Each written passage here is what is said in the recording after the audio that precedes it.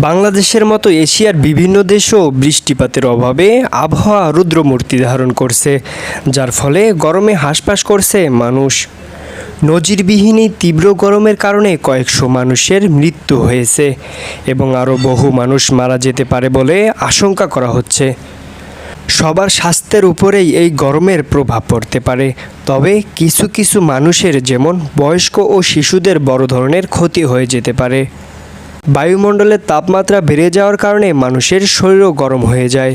তাপমাত্রা বেড়ে যাওয়ার কারণে মানুষের শরীরে রক্তচাপ কমে যায়। রক্তচাপ কমে যাওয়ার কারণে রক্ত সঞ্চালন করা হৃৎপিণ্ডের জন্য কঠিন হয়ে পড়ে। কারণে মৃদু কিছু উপসর্গ দেখা দিতে পারে, যার মধ্যে রয়েছে ত্বকে ফুসকুড়ি পড়া, চুলকানি এবং পা ফুলে যাওয়া, যা রক্তনালী উন্মুক্ত হয়ে যাওয়ার কারণে হয়ে থাকে। এছাড়াও প্রচুর ঘাম হওয়ার কারণে শরীরে তরল পদার্থ ও লবণের পরিমাণ কমে যায়।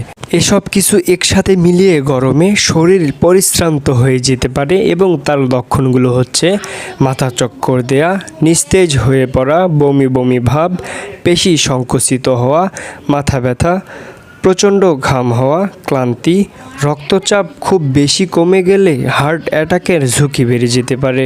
এই প্রচণ্ড গরমে আমরা কিভাবে নিরাপদ থাকতে পারি?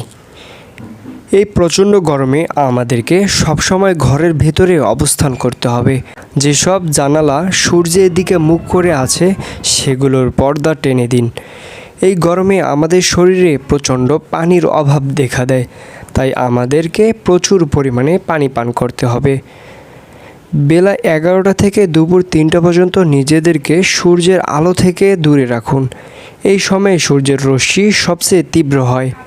যদি কোনো প্রয়োজনে আমাদের ঘরের বাহিরে যেতে হয় তাহলে ছাতা বা মাথায় লম্বা বারান্দাওয়ালা টুপি পরতে হবে।